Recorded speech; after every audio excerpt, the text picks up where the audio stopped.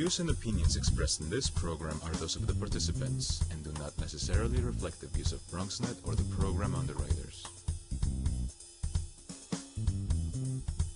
Hola everyone, welcome to Open, the one and only show bringing the best of the Bronx, New York, and the world straight to you. I'm Rhina Valentin, your hosty Café con Leche every Friday. Here's what's coming up in today's show. January is National Glaucoma Awareness Month, and we'll speak to a doctor from Montefiore Health Systems who will shed light on the eye disease. And after that, we'll learn about the inspiration behind the HULI exhibition taking place at Lehman College, promoting hope, unity, love, and innocence. And next, we get dandy in the Bronx when we sit down with fashion and lifestyle blogger Diego León as we gear up for Fashion Week. And then we'll give you an inside look at the 2018 Women's March, where I had the opportunity to speak with some influential individuals using their voice to stand for equality. And later on in the show, Bobby C. brings us up to date with the latest headlines in the world of sports. And finally, our Open Artist Spotlight this week features poet and singer-songwriter Sammy Samson Maldonado. That's right, so sit back, prepárate. All this and more is coming your way because now we are officially open.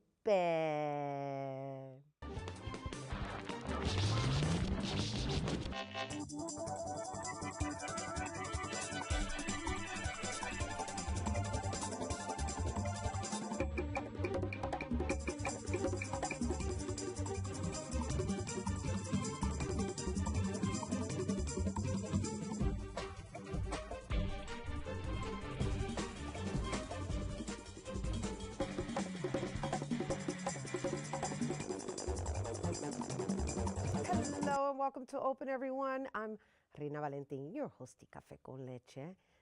For the next hour, you know, we're always inviting you to get social with us. That's right. Tweet us online and follow us on Instagram at BronxNet TV or like us on Facebook at Open BronxNet Television. And of course, don't forget, while you're there, follow me on Twitter, Instagram, FB, Snapchat, Insta Stories, LinkedIn at Rhina Valentin.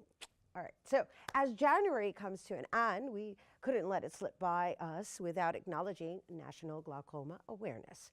And well, this is considered the sneak thief of sight because there are no symptoms for the disease. It is the second cause for blindness, according to the Glaucoma Research Foundation. More than 3 million people have glaucoma in the United States. And here to inform us more about the eye disease, we welcome the director of the Glaucoma Division at Montefiore Hospital, Dr. Jeffrey Schultz. Thank you so much. Thank you so much for inviting me. Yes, well, we're happy to enlighten our audience about this terrible disease that seems to be expanding throughout the years, I understand. Well, you know, glaucoma is one of the leading causes of irreversible blindness worldwide, nationwide. It's a slowly progressive disease. It's asymptomatic. 50% of the people that have glaucoma don't know that they have glaucoma, okay? And it's typically a slowly progressive disease, so people don't know it, see it, till it's too late. Okay, so is this something genetic? Well, is it inherited? You know, most everything that we're learning has genetic, at least predisposition. So there are forms of glaucoma where we know that there are strong genetic links, but there's a strong family predisposition. But that doesn't mean that if you have a family history of glaucoma, you will definitely get it, nor if you don't have a family history, you can't get it. So let's say you are diagnosed with the early stages of glaucoma. Is it preventable, or is well, is it's it just treatable. It's treatable. You know, glaucoma is not a disease that we can cure, but we can treat. And it's important to treat it because there's data showing that, you know, that over time your risk of losing your vision and becoming blind from glaucoma is real. Some studies have shown that 10% of people are bilaterally blind after 20 years of glaucoma. Now, hopefully, with newer therapies and newer treatments, we can prevent that from happening. So when you say it's treatable, you're prolonging it from, or your eyes from becoming glaucoma is blind. Glaucoma is a slow change in the optic nerve, and the optic nerve is the pathway that takes the vision from your eye back to your brain. So if the optic nerve isn't working, no matter how well your eye can see it, if you have a good camera, okay, but there's no connection, back to your computer, you're never going to be able to see the picture. So, okay, so when you go to the eye doctor, you have to specifically ask for this type of test, or is that part of your eye exam? There is no specific glaucoma test, and a lot of people think, oh, yeah, the doctor did a glaucoma test, they checked the pressure in my eye. It turns out that the pressure in the eye is a risk factor for glaucoma, but it's not the only factor for glaucoma. And you can get glaucoma at any pressure in the eye. Glaucoma is a change in the nerve. If your pressure is high, that's a risk factor for it. But half the people with glaucoma have pressures what would be considered normal, at least in one setting. So there's no symptoms. There isn't really a specific test that you can take for it. So how does someone know whether they may get it or if it's on the rise? The only way to know is to be examined. Okay, so it's recommended that people who are at higher risk, and that includes African Americans who are at greater risk of glaucoma. 1 in 7 African Americans over the age of 80 has glaucoma. Okay, and that's a scary number. Okay, there are certain Latinos are at greater risk of glaucoma. If people are at higher risk, they need to have a routine evaluation, and somebody will not do a glaucoma test, but they'll look at the entire eye. They'll look at what the pressure is in the eye. They'll examine the optic nerve, and if anything looks suspicious, then they'll go on to get additional testing. So then, what would someone ask for if it's not a glaucoma test? It's really to be a comprehensive eye exam. A comprehensive eye exam, not just a regular eye exam. Yeah, well, I mean, theoretically, it should be the same thing, but it's not going in and just getting a refraction or being checked for glasses. But it's really, it's looking at the front part of the eye, looking at the back part of the eye where the optic nerve is, measuring the pressure, and then interpreting that information and deciding, what, we may need to get other tests. And none of the tests are painful, so it's yeah, I just want to be clear with our viewers, because most people go, they get their eyes checked annually, and they just do a routine eye check, whereas this requires a little more technology, right? To kind of get your eyes need to be dilated. It's a thorough eye exam. A thorough eye exam. Yeah. Okay, I just want to make sure that everybody's aware of that, because again, those numbers are scary, and it is something for us to take into consideration. I say us as in people of color, because it seems to be higher.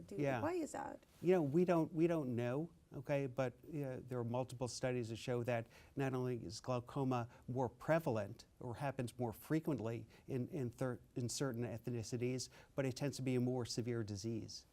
All right. So, are there any last words you'd like to share with our viewers regarding getting an eye exam and glaucoma? I think it's very important for people, as we get older, because risk of glaucoma goes up as you get older. That if you're over the age of 60, you should have your eyes examined, once every year or two. If you're at a high risk group, African American, Latino, starting at a younger age, starting at the age of about 40.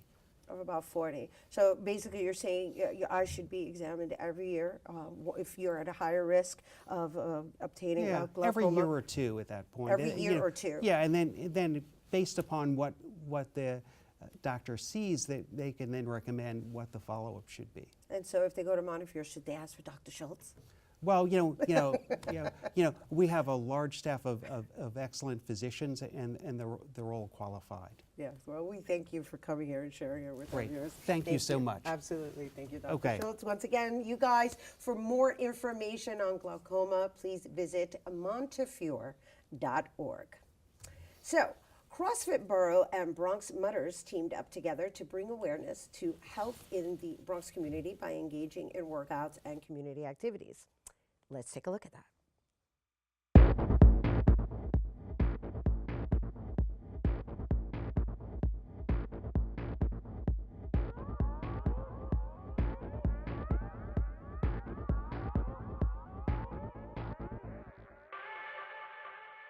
We started CrossFit Sobro about 5 years ago now.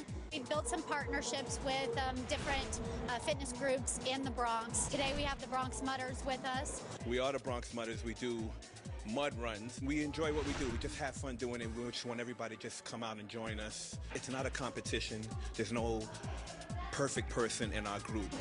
We're all here to motivate each other and help assist each other throughout any course that we may accomplish. We try to uplift people in the Bronx and do the best things that we can do as individuals to make the Bronx a better borough, to show that we are aware of health and awareness in the Bronx community. We do the Spartan race, the Tough Mudder. They're very competitive races, but we do them as a team, and no one is left behind. We all start together, we all finish together.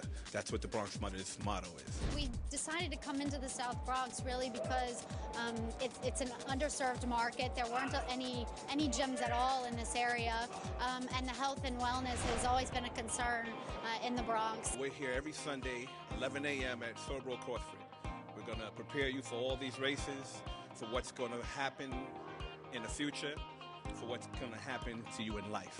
One of the things that CrossFit Sobro does is they do a lot of great modifications, and they meet you where you're at your fitness level. So they give you the basics of the foundation of how this program works and what CrossFit is all about. The Bronx Polar Bear Plunge at Orchard Beach. A lot of people say that we're crazy for doing that, but you know what? Jumping in the water at Orchard Beach for homeless, then call us crazy then. This is what we're going to do. It's a great way to create a community with everyone encouraging each other, not just for fitness goals, but even for personal goals, family goals, friendship goals. You get to meet all our friends here, and there's a lot of connections. They motivate you. We did a bit of running, the box exercise, a lot of warm-ups, and my daughter did the kids part of it this morning. This year I'm more focused on kids, getting them out of the house. I guess I like the planks. I don't really know. I mean, they're painful. It's really hard to do, but it gets you stronger around the core and the arms. We're the only CrossFit box in the Bronx with a kids program. They are always supportive of what you do, and they're always helpful. When new kids come, they can be stronger like us, so we can make the world a better place. If you ever see us at the races, you know, don't be afraid to come up and say hi and just throw up the X's for us.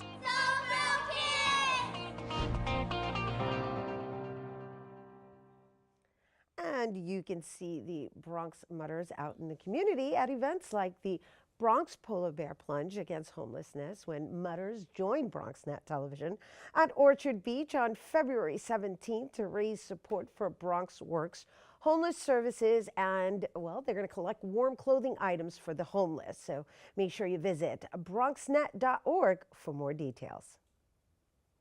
So HULI, which stands for Hope, Unity, Love, and Innocence, is an upcoming exhibition designed to bring a message of hope and positivity during these trivial times within humanity, and especially in the wake of the political and social climate. And joining us to share the influences behind the exhibit style, we welcome curator Elba Tamara Rodriguez. Hello. Hi. And welcome. Thank you.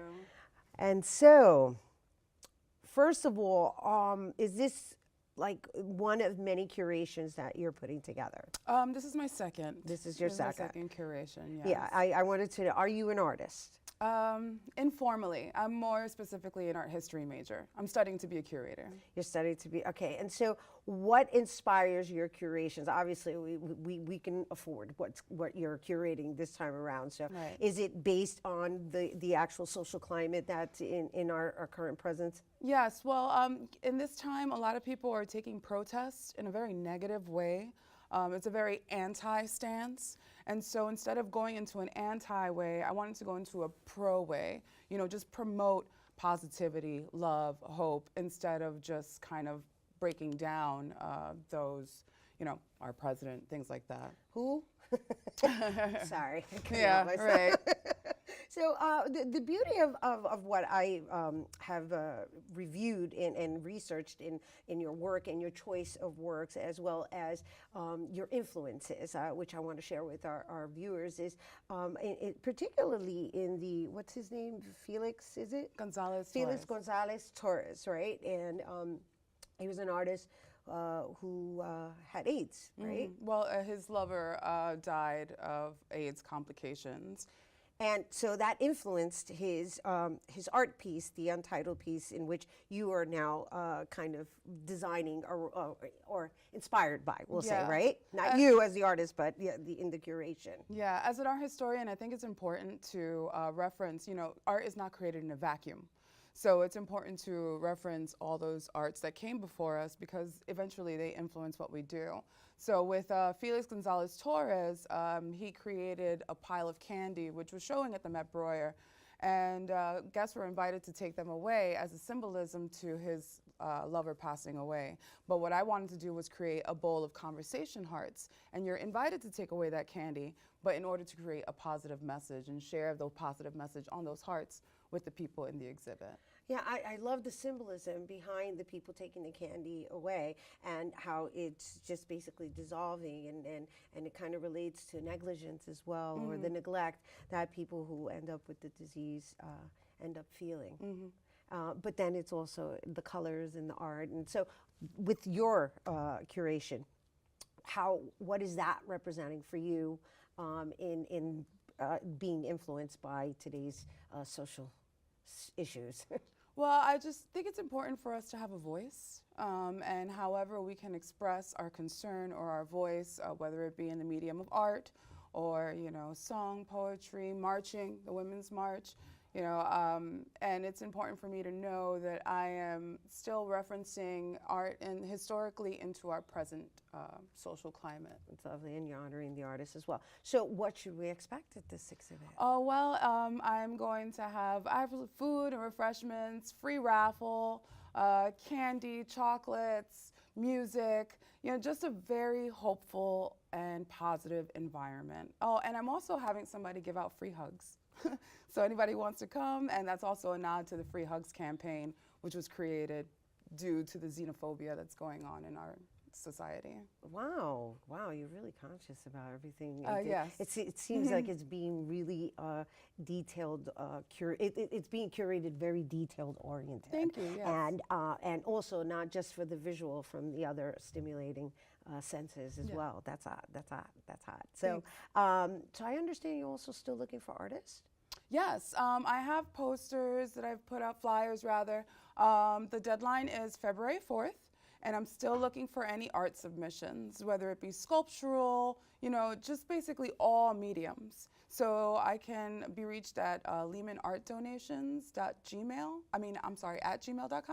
and I can meet with them, and hopefully I can put them in my exhibit. So when does the exhibit go up, and how long is it going to to be on display? The opening reception is Valentine's Day from 6 to 9 p.m. at the Lehman Art Building in their vestibule, and it's going to run until the end of April. Nice. That's a nice long exhibit. And in the spring, blossoming. I'm also referencing absolutely all the symbolism. Oh, for sure. Yes. No. Awesome. Great stuff, Elba. Thank you. To visiting Thank you so much. And you guys, once again, the exhibition is set to open on February 14th, but they're still accepting artwork, and the deadline to submit any work conveying hope, unity, love, and innocence is February 4th, and you can email Elba at lehmanartdonations@gmail.com, correct? Yes. Just want to make sure. Okay, we have to take a quick break, but when we return, we'll get some cool fashion tips for a man. You don't want to miss that. Don't go anywhere. Music is a bridge between the material and the spiritual. As a blind person, you have to be aware that nobody can tell you what you can or can't do. You really have to try things. My wife, who was also blind, was a good cook. When she died, that's when I started Meals on Wheels. My name is Harvey Lauer. America, let's do lunch. Drop off a hot meal and say hello. Volunteer by donating your lunch break at americaletsdolunch.org.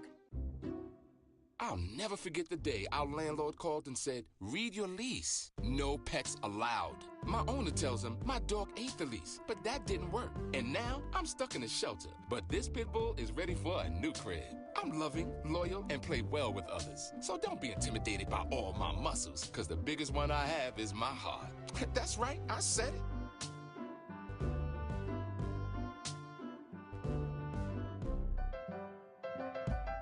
Well, Thomas, you've got pre-diabetes. But with more exercise and a change in diet, it can be reversed. I've tried exercising. It just makes me hungry for bacon. I love bacon, too. And who really likes to exercise? Not me. Me neither. Nobody. So we're good? What? Oh, you still have pre-diabetes. Big time.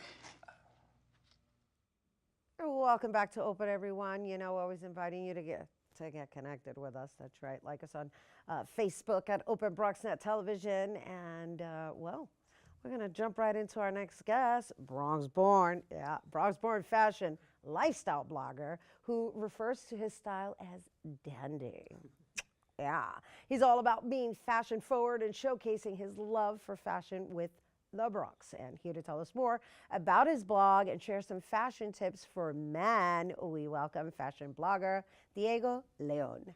Thank you so much for having me. I'm really excited to be here. Oh, we are excited to have you, and you are looking dandy. Hey, I try.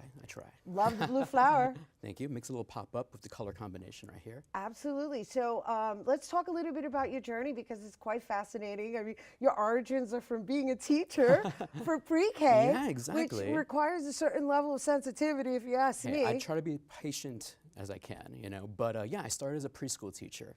And what got me into fashion was my students. They wore uniforms at my school. So they had the little cardigans on, they had the little ties, you know, and my kids were dressing better than me, technically. So I went on social media to learn how to dress better. Then I started wearing some suits, you know, because I wanted to show a better role model for my kids. You know, I took some selfies at the same time and then got some more followers.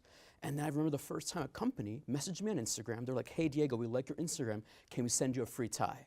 And I was like, wow, that's amazing. And then that's how I learned about all this marketing and fashion and all that stuff. And now I'm here talking to you right now about it. Right, the rest is history. You've been doing this, well, you've been a fashion blogger, I mean a successful fashion blogger, Thank I you. should say, because, well, yeah, you're out there, your website is really something to scroll through. It's definitely like visiting a millennial's fashion magazine for men and adventure too, because you had this one particular interview that I really enjoyed referring to cryotherapy. Yes. Which I thought was like really super cool. Yeah, ever since I started as a blogger, like many doors has opened up. I met amazing people, even random celebrities as well. I met like Vin Diesel once through this, Josh Peck a while ago.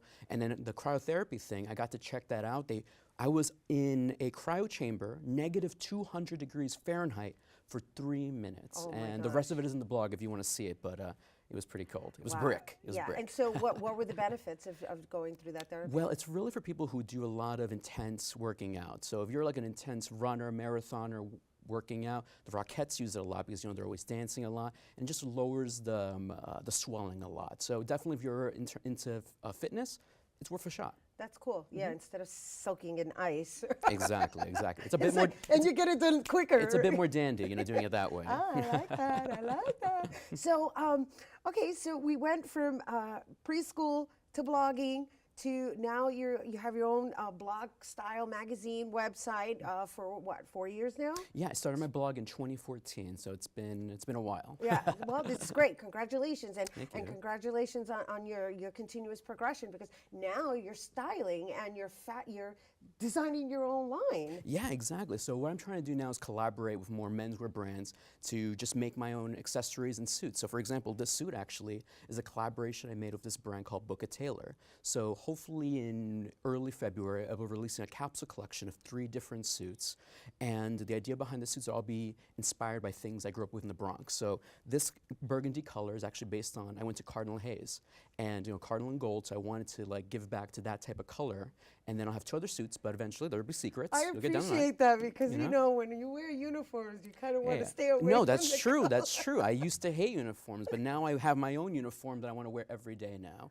So I just want to show people that, you know, even though that I'm going everywhere, but the heart's still back at home here in the Boogie Down, you know? Yeah, no, I love that you always bring it back to the borough, and also the fact that you're able to give hope to those who are stuck having to wear uniforms every single day. No, because you said it in the beginning. It's like your kids wore uniforms, so you wanted to style yourself in a way that was uniformed or refined, right? Because that's where the dandy comes in, and it also lends itself to this caballero flavor. You know, Exactly. you have that chivalrous, you know, like stand up, like I'm a gentleman look, and it's fabulous. Yes, and you're bringing it here to your home in the Bronx, and you're incorporating the Bronx. Thank you as very well. much. And you know, that means a lot though, because I always tell people the idea that people usually say that you don't judge a book by its cover, but it's not that true. You know, people are judging people all the time. So why not control that with what you wear? You know, when you come in with a nice outfit, a nice suit, it commands a certain, you know, atmosphere. So why not control that and teach people how to do that? So do you always dress up everywhere you go? Yes, I try to dress up all the time. The only time I don't dress up is maybe I'm in the gym, but I don't post about that, so no one's seeing that. That's your secret. That's, the secret that's your stuff. undercover look. Yeah. That's you might see it on Snapchat, but I don't share that much. Oh my gosh, I'm just having a visual of like what your PJs look like. Like he's probably got a dapper hat or something, a fedora. Hey, you know. Here's my sleep fedora. There you go. So what are some tips we could share really quick before we go for gentlemen? Well, yeah, definitely. So my latest post right now is about actually suspenders versus belts. So I'm making the case that suspenders are better than belts. They're way more slimming. They keep the pants up way better. They're not, you know, tightening your waist. I have more on my blog at dannyinthebronx.com, but yeah, suspenders definitely the way to go. And perhaps we can get rid of that plumber trend. Oh yeah, exactly. You don't want to see that extra stuff in the back. Not needed. It's not needed. past, you know. The duck walk is not. I'm not feeling the duck walk anymore. Okay, thank you so much for being here with us, Mr. Diego. And of course, are there any last words you want to share with our viewers? Well, thank you so much for having me. Check me out at dandyinthebronx.com and on Instagram at dandyinthebronx. DANDY. Awesome, thanks. Hey, thank you very much. Oh, thank you. Chivalry is alive. I love that. Once again, you guys, you can check out Diego's blog by going to dandyinthebronx.com. And on Instagram, he's Dandy in the Bronx. He's dandy. I love that. All right, once again, you can check out Diego's blog by going to, didn't I say that already? I said that, right? Dandy in the Bronx and Dandy Keep in the repeating Bronx. it, it's fine with me. We're just Dandy in the Bronx this morning. That's what's going on. But you guys, well, we're going to take a quick break, I believe. And when we come back, we'll have more on when we return. Don't go anywhere.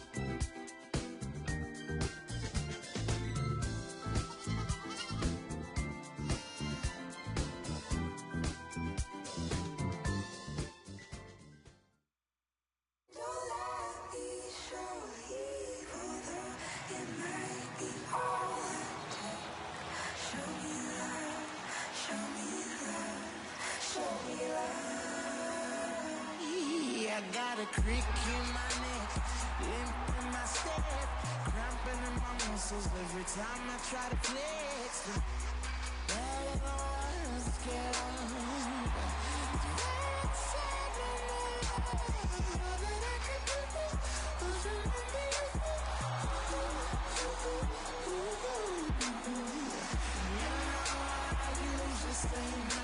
but if you throw me love, I'll throw you some more.